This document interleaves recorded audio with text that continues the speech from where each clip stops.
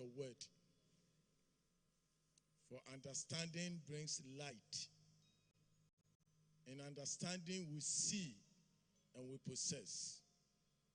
All I'm asking is, God, open our eyes and our ears to hear and to see and possess your word. In Jesus' name, amen. Please be seated. We are in our month of experiencing new things through financial empowerment. I know that the themes God has been giving to us, we have seen the hand of God working so much.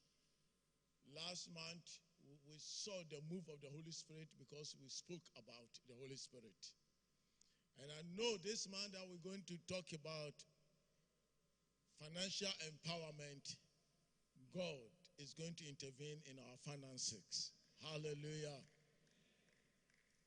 You know, people often mistakenly think that God is only interested in our spiritual blessings. However, God also desires for our material well-being and prosperity. When Jesus took away our curses on the cross, it included the curse of poverty, shame, and barrenness. By the grace of the gospel, we have hope that God can turn our financial fortunes around. 3 John 1:2, Bible says, Beloved, I wish above all things that thou mayest prosper and be in health, even as thy soul prospereth. So God is interested in our spiritual well-being, in our physical well-being, and in our financial well-being. Hallelujah. But God has put in place an inviolable law, an unchangeable law, that seed must produce after its own kind. Seed must produce after its own kind. Genesis chapter 1, verse 11 and 12. And God said, let the earth bring forth grass, the herb yielding seed, and the fruit tree yielding fruit after his kind, whose seed is in itself. Okay, the New Living Translation gives it better clear understanding. The land produced vegetation. Okay, go back to verse 11. Let's get it from 11. Then God said, let the land sprout with vegetation, every sort of seed-bearing plant and trees that grow seed-bearing fruit. These seeds will then produce the kinds of plants and trees from which they came. The seed will produce the kind of plants and trees from which they came. And that is what happened. The land produced vegetation, all sorts of seed-bearing plants, and trees with the seed-bearing fruit. Their seeds produced plants and trees of the same kind. And God saw that it was good. What God has put into nature, and it's an inviolable law, it's a law, it can never be changed, is that out of this fruit, you will have a seed. And when you sow that seed, you plant that seed will grow. And it will grow to become a tree. And the tree will bear fruits. So out of this fruit, the seed in the fruit, it is the seed that will bring you a tree. And the tree will produce you fruits. So for you to have fruits, you need to plant or sow the seed. Without sowing the seed, if this is all that you have in the world, without sowing a seed of this fruit, you are not going to have fruits of this kind. But when you sow the seed will bring forth tree. If it is fruit yielding tree, the seed will bring forth tree that will yield fruits. If it is other herbs, that tree will bring those herbs. So it's a law God has put into nature that it is your seed that will bring you your plant, your tree. And that fruit-bearing tree will bring you your fruits. Without the seed being sown, there's no way you can have fruits. And the fruits will be your harvest. So it is your seed that you sow that will bring you harvest. And so when it comes to giving, and we say that give and you shall receive. When you come to the economies of this world, I did economics. When you give, you have less. If it is 100 cedis and you give 10 cedis out, you have less. And so people will tell you, be careful the little that is in your hands. Because when the little that is in your hands leave you, you don't have anything. And that is the worldly principle of economics. Because in economics, we say that resources are scarce. So the little that is in your hands, watch, be careful. But in God's principles and in God's economics, giving is receiving. Why is giving receiving? Because in the word, giving is not receiving. Giving is losing. But in God's principles, giving is receiving. Why? Because giving is sowing. When you give, you are sowing your seed. And when you sow your seed, and if the seed is watered, there is rain from heaven. If the seed is watered and the seed is protected, then that seed will become a tree. And that tree will bear you fruits. And so it is when you sow your seed, then you can have harvest. And so when you sow your seed and you have harvest, you are receiving your harvest. So giving then becomes receiving. So that giving is not losing. Giving is sowing your seed and having your harvest, and harvest is yours. So when you give and you receive, and that's why God said that this is the principle. Give, and it shall be given unto you. Luke 6:38. Give, and it shall be given unto you. A good measure, pressed down, shaken together, running over, shall men give unto you. God set it up like this because it is men who will give unto you. So God has no problem in blessing you because it is men, and the hearts of men are in the hands of God. God can bless you from unexpected sources because he will bless you because he controls the hearts of men. Men will give unto you. So it is not for you to see how it is going to be done. It is God who knows how he's going to do it. This is the basic truth. You cannot have a harvest without planting your seed. And I'm coming with a better understanding of your tithe. Because you see, when you plant a seed, you need water from heaven. And you need the seed to be protected. And that is exactly what tithe does for us. It is your tithe that will cause the heavens to open for the rains to come upon your seed. It is the tithe that will stop the devourer, the insects, the flies, the pests, and the animals from destroying your seed. So that once you pay your tithe, your seed is insured. And once you pay your tithe, your heaven is open. Then the seed you're giving then can become a harvest for you. Otherwise, you can give, but when you don't pay your tithe for the heavens, for the rains to come upon your seed, and for the heavens to stop the devourer, the pests, and the rodents, and the insects from destroying your seed, without the tithe, your seed is not secured. Your harvest is not secured. This is going to be the cross of my message. And I believe that you will understand. And Bible says, in understanding, ye shall be men. In understanding, you will see. When you see, it is different from when you hear. And I'm praying that this morning you will see. You can't do anything against the truth, but for the truth. 2 Corinthians chapter 13, verse 8. You can't do anything against the truth, for we can do nothing against the truth, but for the truth.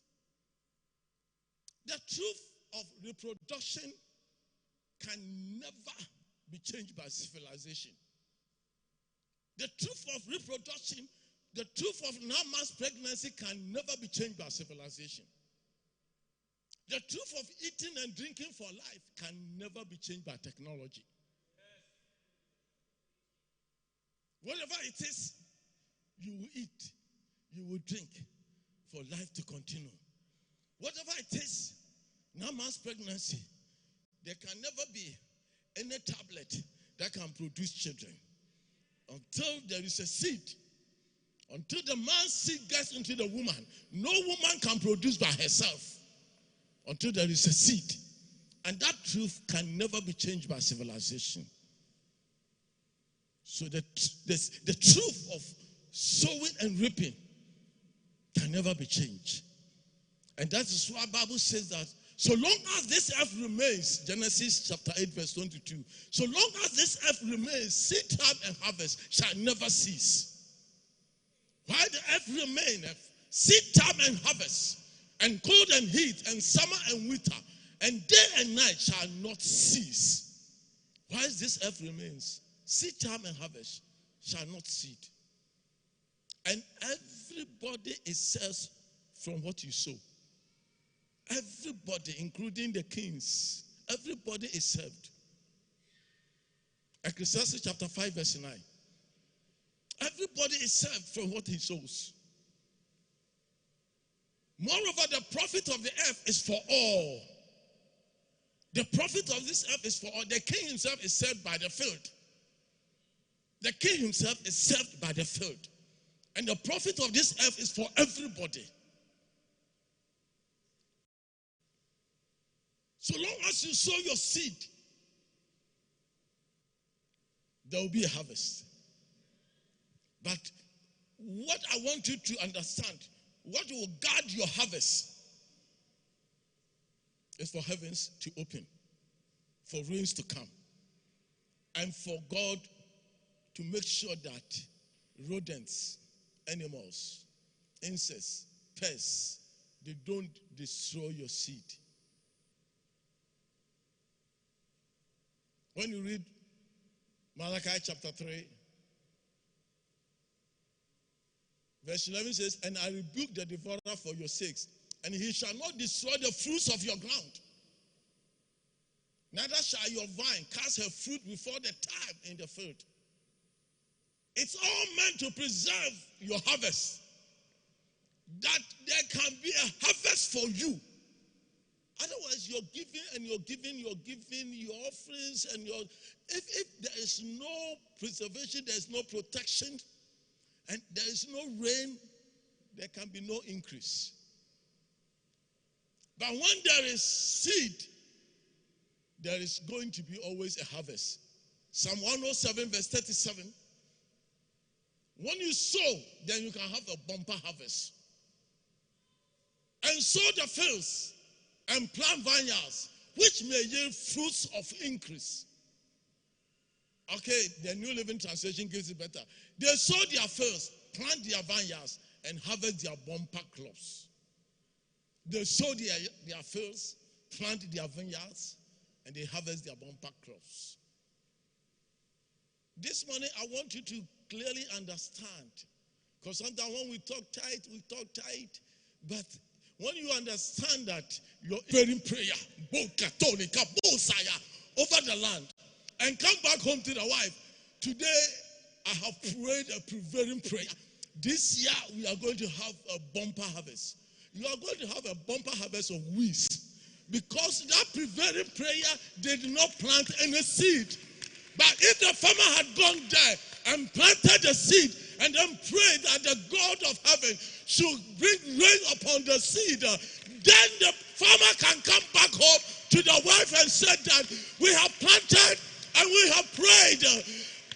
Paul said, I have planted, Apollos has watered, and the increase is from God. We have planted, we have prayed, water is coming upon it, the increase is going to come. That is the only way increase can come. I am preaching. I am preaching good. I am who I am because I understood this principle. I understood this principle. Prayer is good. But prayer over nothing. You have nothing. Until the seed is sown. And then you pray over the seed. Then the farmer can come back home and say, darling, we have sown. We have prayed. The next for the farmer, let's build a hedge around so that we can protect. Every farmer, here we are in Accra, so we don't have farmers, but I'm telling you because I'm a farmer's son and I have done farming before. Whenever you farm, you make a hedge around the farm. And that's where you set traps because some animals, they will definitely go. And those traps will catch those animals. Once you make the hedge around it, the hedge is to protect the seed the farmer has sown, because it is not only sowing the seed, but the expectation is the harvest. And so once you protect the seed sown, you are guaranteed of the harvest. And what protects your seed is your tithe. And so when you sow and you pay your tithe, you are guaranteed of your harvest. And then that your giving will become your receiving, and then your giving will bring you a harvest. And that harvest will be your increase. A harvest, they sow their fields, plant their vineyards, and harvest their bumper crops. You sow your seed, you plant your vineyard, and you harvest your bumper crops. Malachi, again, chapter 3. Now let's go back to verse 10.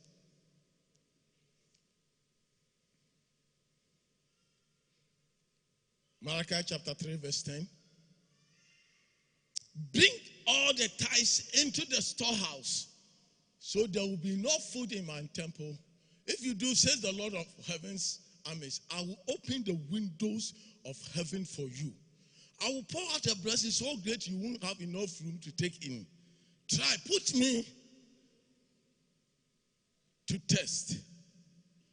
So once, go back again, bring me all the tithes, bring you all the tithes. And he says, I will open the heavens. So that when you have the tithe, the heavens are open. And when heavens are open, rains will come over your seed. And the verse 11 that we read, he will make a hedge around your seed for you. He will stop the devourer so that the devourer will not destroy the fruit of your ground. There are some that will come and attack the seed. And there are some that when the seed even is grown, they will attack the fruits. So he said that he shall not destroy the fruits of your ground, neither shall your vine cast her fruit.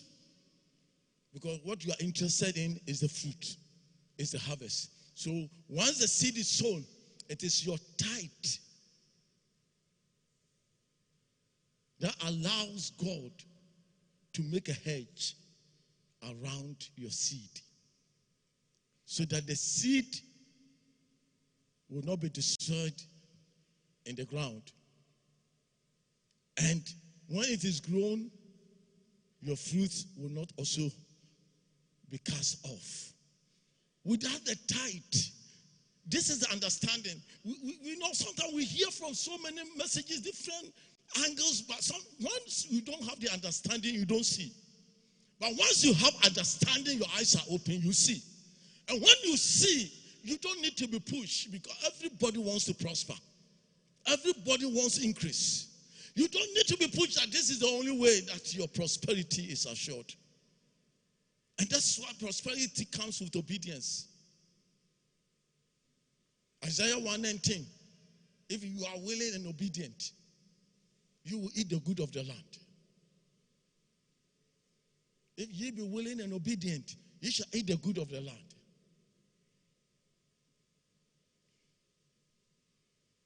Yesterday, the Reggie called me and said, can't you put something on the platform to motivate us? And one thing that in the end I said that prosperity is accessible to all, but it is obtainable by the obedient.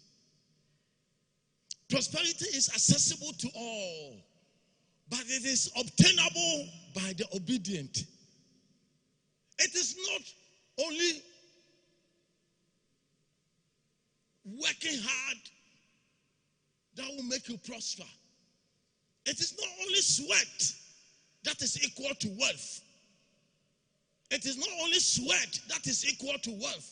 It is the blessings of the Lord that make us rich. You can sweat and sweat and sweat. The wind can blow them away. The pests and the locusts, they can eat them off. But it is when God protects your sweat, your seed, then you can be assured and guaranteed of your increase. And then there can be multiplication. So like I said, in human economies, if you give, you are losing. But in God's economy, when you give. And that is why the widow at Zarephath, when Elijah met her, she said, Elijah said, he said, prepared for me. The woman said, this is my last meal.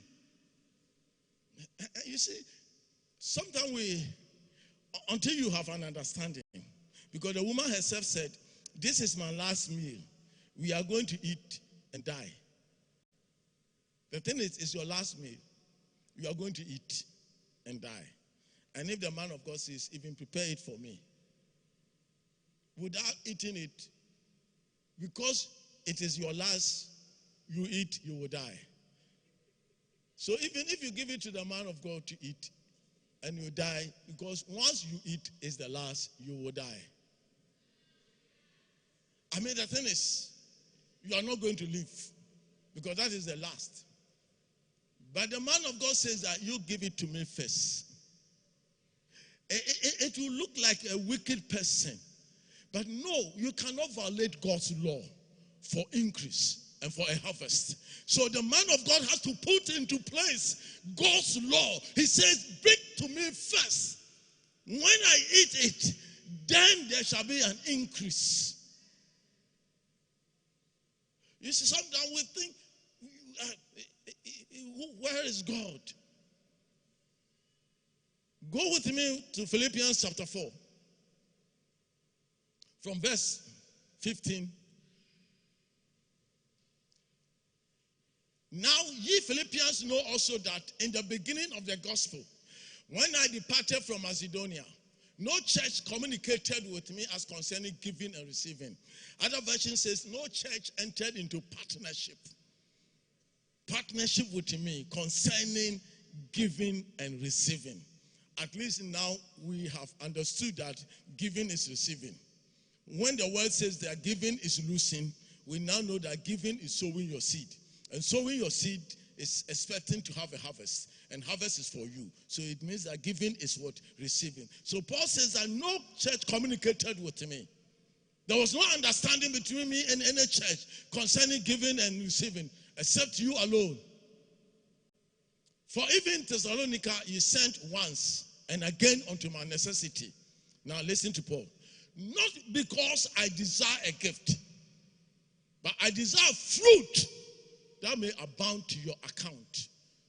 Elijah was not only desiring a gift from the woman, but Elijah was desiring fruit that would stay so that the woman could eat for a long time before she would die. So Paul says that not that I desired a gift, But I desire fruit that may abound to your account.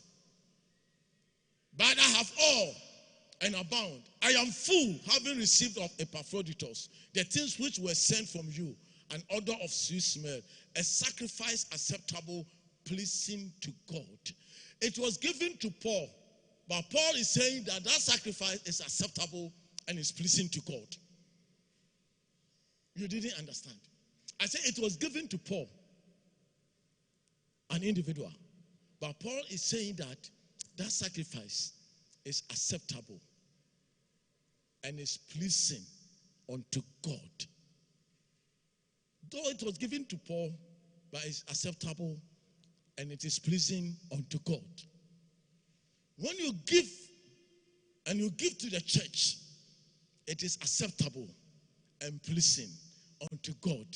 And once it is acceptable and pleasing unto God, then you can say in verse 19, but my God shall supply all your need according to his riches in glory by Christ Jesus. Then that scripture of promise can become yours. But you can't. It's just like I said, the farmer has cleared the land and he has prayed a prevailing prayer and expect a harvest. You can't sometimes quote this scripture in prayer trusting that God is going to supply all your needs. Because it is what you lack that you sow. So that what you lack, when you sow what you lack, then you will receive to meet your needs.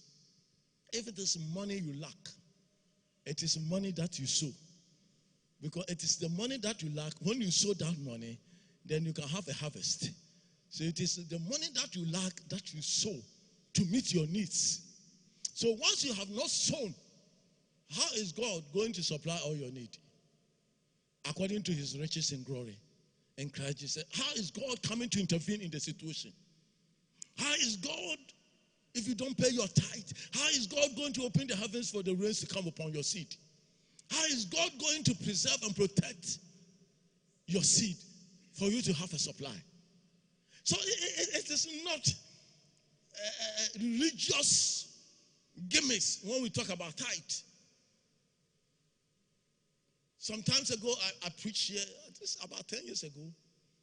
And I mean, sometimes the way the devil works, it was something. When I preached, the guy came to me, Reverend, this tithe thing you are talking, is it not an Old Testament thing? I mean, why are we emphasizing something that is in the Old Testament? This is not the answer I gave him, but I'll give you the answer. By the way, no weapon formed against me shall prosper. Is it not an Old Testament promise? And when you are under attack by the enemy and you are praying, no weapon formed against me shall prosper. And any tongue that will rise up against me in judgment, that word says I shall condemn. You are praying that no weapon formed against you shall prosper. That is an Old Testament. But that one, when it comes against, when the enemy comes against and attacks you, no weapon formed against me shall prosper. But when it comes to tithe, it's an Old Testament.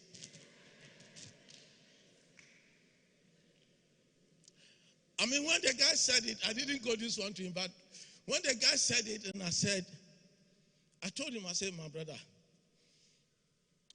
everybody can preach what they know. And these days, we have a lot of preachers on the social media. Everybody can preach what they know, but you can only show what you obtain. And I told him, I am who I am because of giving and tithe. And I have the proof. And when you have a proof, you don't need argument. When you have the proof, you don't need argument. When you have the results, you cannot be insulted. I said you can take your insults. And this world, that's why I was laughing. You see, He had then finished his first degree and he was trying the second degree. You know that, I think it was in August that time, it was in the same August. And the following year, May, he applied for the church scholarship for his master's. And it came to me, so I called him. Then he said, no, after the encounter I had with you, I understood it. I understood it. I said, it's tithes and offerings that we are using to pay for school fees. And you come to me. I look at him, I said, thank God that God is not a human being. You see, human beings, we always are judgmental. Human beings are judgmental. If this is what you are now, you want, we will see where you will get the scholarship from. but he quickly came up and said, no, I understood that day. I said, okay, whether you understand or not, I am who I am because I am made by the grace of God. And the grace was not without work. There's no grace that comes without work. Paul said, and the grace was not without work. So it's not that the grace has come, so grace will bring you prosperity. When you don't sow seeds. And when you sow and you don't protect your seed. That's why my prayer was that in understanding you will see. Because what you see, there is no argument on what you see. What you hear and what you read, there can be argument on that. But what you see, what becomes your testimony? I told him, once you have the proof, you don't need argument. You have prayed and you have been healed. And then somebody comes and say, is God still doing healing? Is God still in the miracle business? You look at the person and you are healed. Sometimes you only want to be a gentle person, so you don't open your mouth. Because you know that when you open your mouth, I mean, where is your argument coming from? When I'm a proof, when you are seeing the proof, where is your argument coming from? Last year when Greater Works, Pastor Shimolo mentioned the 5,000 for billionaires and $1,000 for millionaires and those things. And there was that Kanhula Balu. I met a young journalist. And then he was saying, hey, you pastors, you are eating the little crumbs of the poor. You are taking from the poor. And I said, why are you saying that? I said, look, the 5,000 and the 1,000. Then I look at his face. I said, do you have the right mindset? He said, why are you asking? I said, the 5,000 and the $1,000, was it geared towards the poor?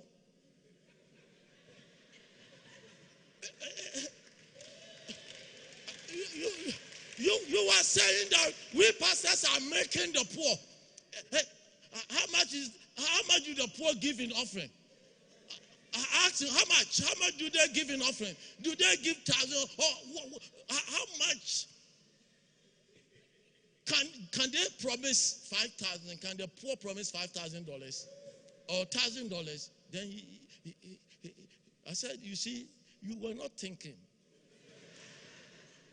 The 5,000 and the 1,000 is geared towards the rich, the businessmen, people who have used their wisdom to create wealth. And so don't also tell me that the church is full of gullible people, that they don't think. You have been employed by somebody who owns that station. And I told you, your station, the one who owns that station, he was one of those who came for the $5,000. And he has employed you. So don't tell me that you know better than him. He has used his wisdom to create wealth. And he's not gullible. Don't let us think that you small journalists, you can just take a little piece and throw it out and deceive everybody. Is it the poor that is going to give the 1,000? How much are they going to give? 5 cedis, 10 cedis, 20 cedis, 100 cedis. And you are telling me that we pastors, we are making the poor. And you are saying that Christians are gullible. They don't think.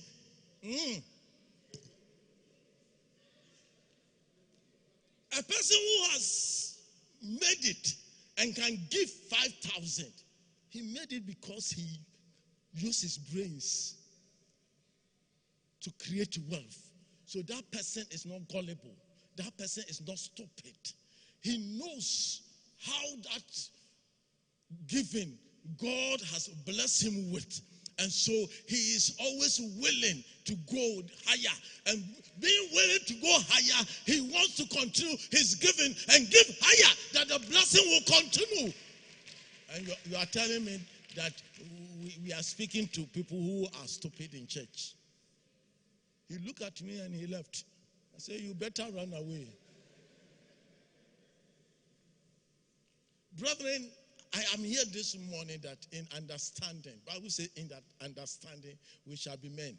It means in understanding we will take our rightful places.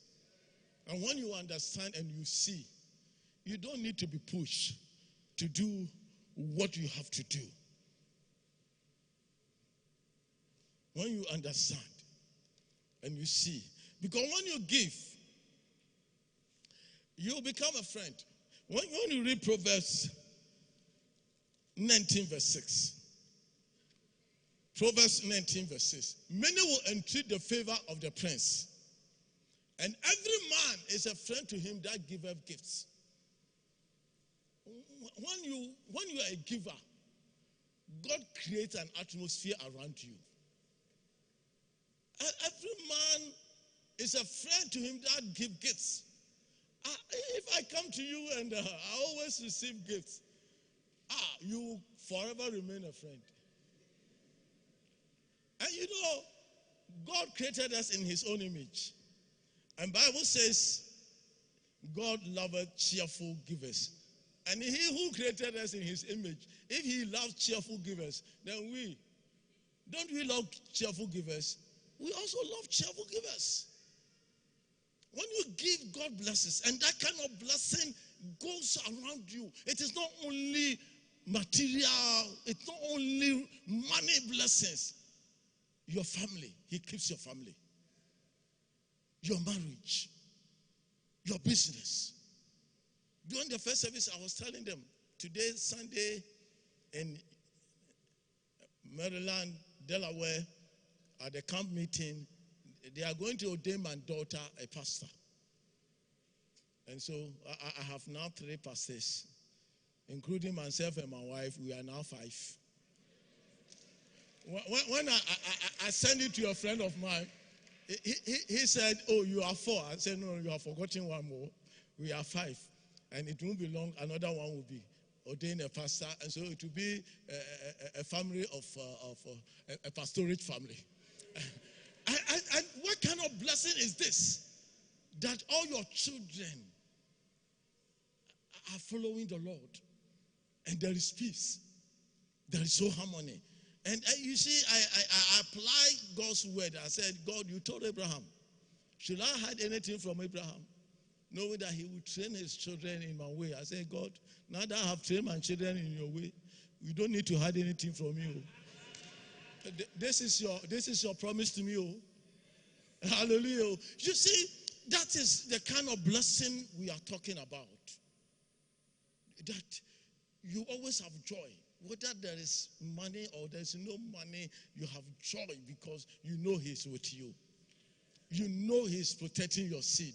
And so, no matter how hard it is, you make sure you bring your tithe so that the protection is there. That is the most important thing. Because without the tithe, the heavens will not be open. Your seed will be destroyed.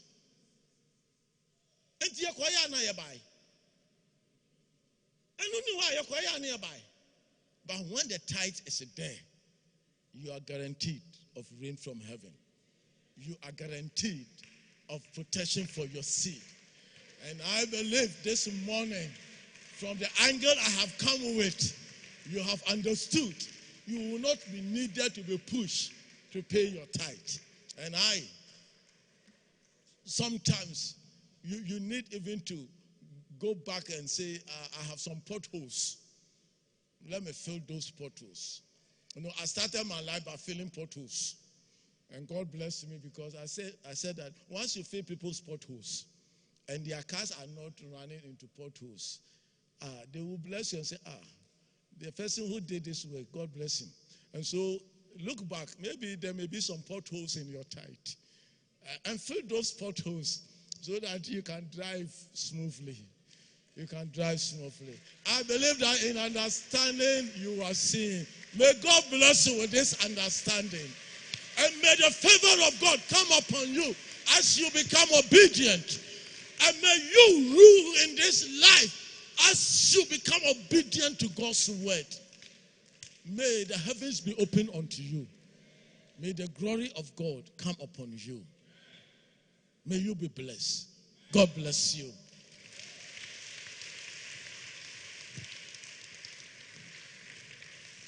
Hallelujah. Let's clap your hands.